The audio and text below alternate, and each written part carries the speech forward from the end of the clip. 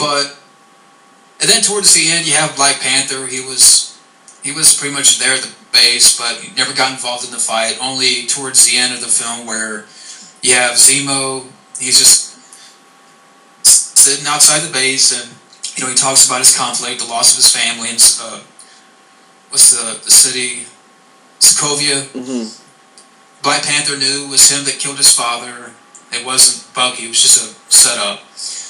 Zemo tries to off himself, which I know people praise that this villain tried to commit suicide in the film, but Black Panther apprehends him. Mm-hmm.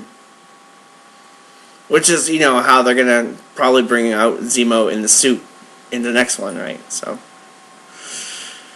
Yeah.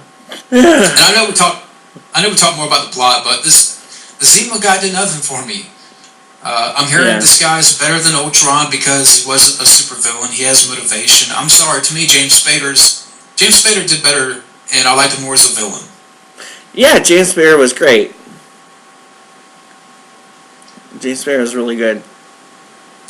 It's like you expect Zemo to become one thing, and really, in this film, he's just like a Joe Schmo that wants to break down the team and have them destroy each other. I know people are going to say that, well, Iron Man and Captain America are the backbone of the team. That's why he did it. That's why he chose them. But I didn't care for this villain. I thought it was bland and generic.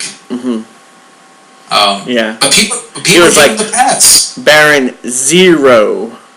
Yeah, Zero. Yeah. But he's getting the pass because it's being deep. I disagree. Yeah. To me, this guy was just one-dimensional. He was one note. Robert Redford did better in Winter Soldier. Mm-hmm. I forgot about Robert Redford there for a minute. Damn. And I know the argument too. Yeah, I mean, Robert Redford's a great actor. Mm-hmm. But I mean, the argument's going to be, well, they're building up for the future. He's going to return as a supervillain because he was captured and not killed. I bet you they'll do like 10 minutes of him and then kill him off. Yeah, like they did with Crossbones. Like Crossbones. Yeah.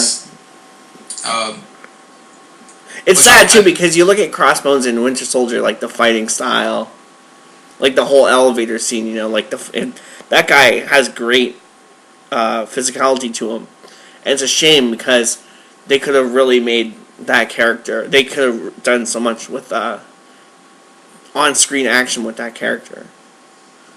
Yeah, I kind of wish that Crossbones would have lasted more in this film. He kind of got killed off too quick for my taste. Yeah.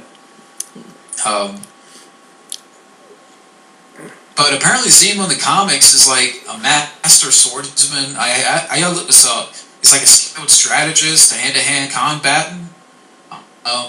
They don't even go there with this character in this film. Exactly, that's what I was saying before. Not even a hint. Exactly. Like, to the average person who's never seen a Marvel movie going into this or never read a book going into this, they don't know that. And then the villain just comes across as generic and wasted. But it's deep. Yep. So deep they couldn't show it on the screen. Yeah, I mean, people are gonna get mad. If that makes me a hater, fuck it. Well, I don't think we're haters. I think we're just pointing out the obvious.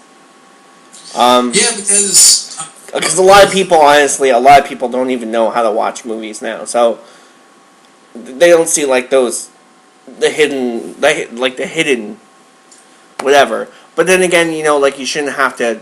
No, I mean. Yeah, they shouldn't have to expect the audience to figure things out for themselves. And I don't think we're haters, because I like this movie, but it's just that. Okay, I mean, you liked it more than I did. I'd say that. Yeah, it just could have been.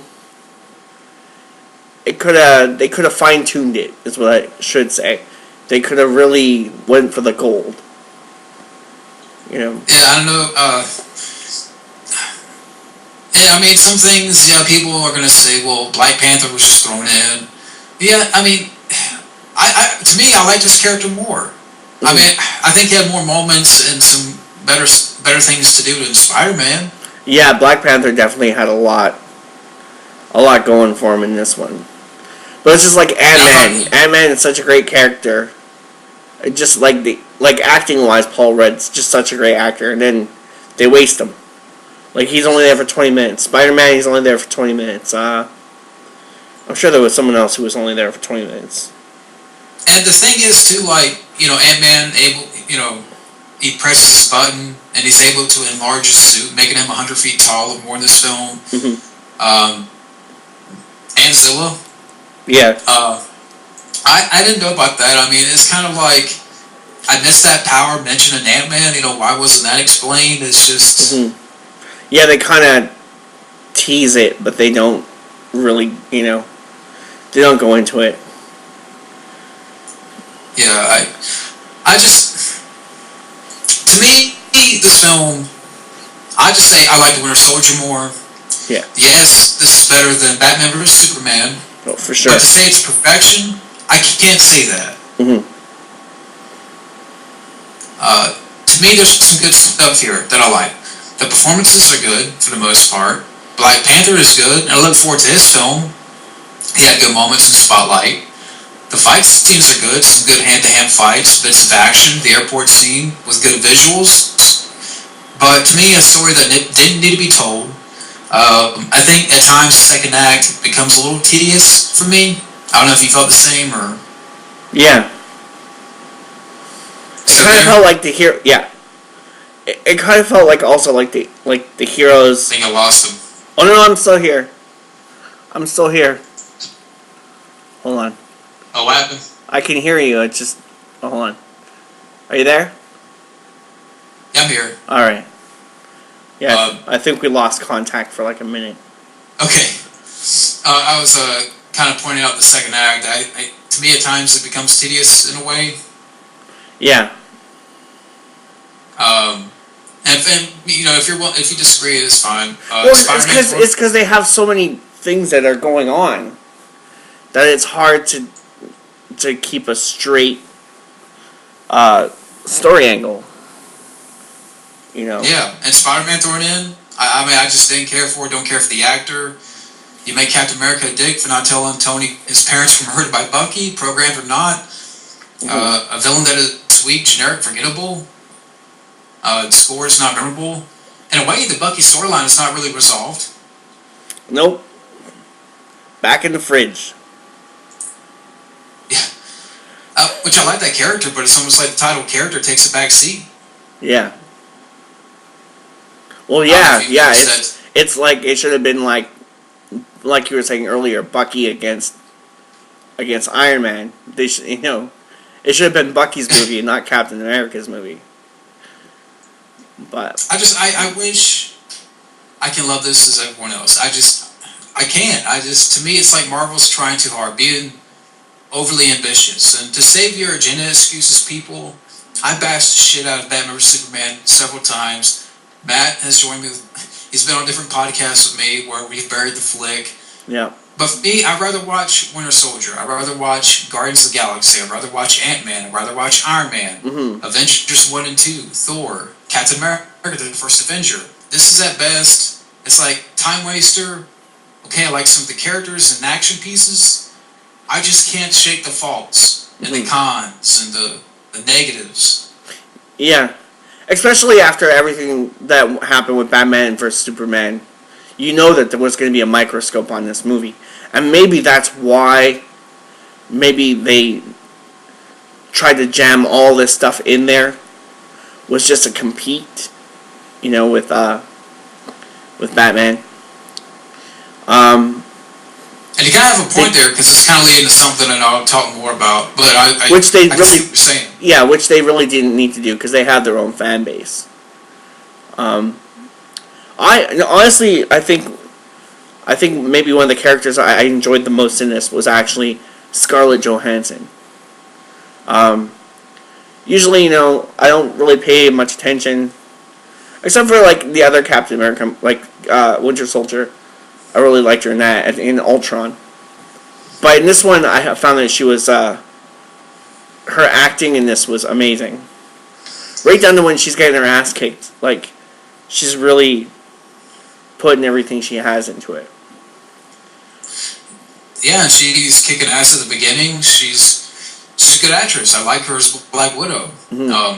Which I think now because of this, they're going to do a Black Widow solo film. Well, I hope so. Yeah, she deserves one. Like, apparently Marvel's committing to doing that, so... Yeah. And I know what people are going to say, well, Winter Soldier did things different, he'd like that, because it's a damn good sequel. It's one of the best Marvel sequels, and I don't mind that plot, and it's more of a political thriller. And the Russos, they can direct. They're very capable directors. And I'm not one of those that is mad because it didn't have the balls to kill somebody, whether it be Cap, Bucky, or War Machine. Because I know that's one of the biggest problems that, as far as like what fans feel this film should have used, is a death scene. What are your thoughts on that? Well, I can understand why they didn't. Contract-wise, like, it's always better to keep on going with a sure thing rather than to cast someone new and then, fuck, it falls apart. Sometimes you got that perfect chemistry and sometimes you just add that wrong element and it fucks everything up. So I can see why they didn't kill him off. I think, everything was just there to his contract was ending at that time. Everything was just there to make the movie amped up to the next level. Great publicity. Great marketing angle. That whole thing is, but... It's like... Yeah. To me, it's a step backwards. And it's like, okay, I get the conflict. I get it. I don't need that to be explained because I know fans will try to drive it home and explain under this video. No, this is not hate for hate's sake. To me, it just wasn't great. Now, it's being called the Dark Knight of Marvel films. We're already giving it that label. I just don't agree with that. No, the Dark Knight of Marvel films was Blade. That was the Dark Knight of Marvel films. But that's what people are saying, that this is the Dark Knight of Marvel. And yes, to say this again, I'll take this over Batman vs Superman. But I have to also ask in a way, like, what is going on? It's like Marvel is trying to be DC, and DC is trying to be Marvel. It's almost like, in a way, in my personal opinion, because of all the friction and the derailment of Dawn of Justice and such, it's like Marvel wants to try out the waters of dark and deep. I don't know if you noticed this. Yeah, I can see that. DC's always been very dark, except for maybe Superman, and even that had dark undertone, right? So, like the old ones I'm talking about. I've always looked at Marvel as like the lighter of the two, like the lighter movies. But now we're seeing that switch. We've seen it a couple of times. For example, like Blade, way long time ago, or more recently with Deadpool. We see that switch coming, where they're kind of leaning the same way that DC was leaning kind of dark. With like Superman, like say Superman Returns. Stabbing Superman, in the abdomen, and breaking off a shard of kryptonite in him and letting him fall to his death, or the Joker having Jack Nicholson's face get all fucked up and then falling, or doing that whole surgical thing on him, or there's a lot of them. It's almost like Dawn of Justice got so much shit, and now fans, and they're thirsty for that abyss type of storytelling. Like, we gotta go into the deep depths and of where it's dark and the deepness, and I don't agree with that. It's like, again, I'd rather watch Guardians of the Galaxy. I'd rather watch The Winter Soldier.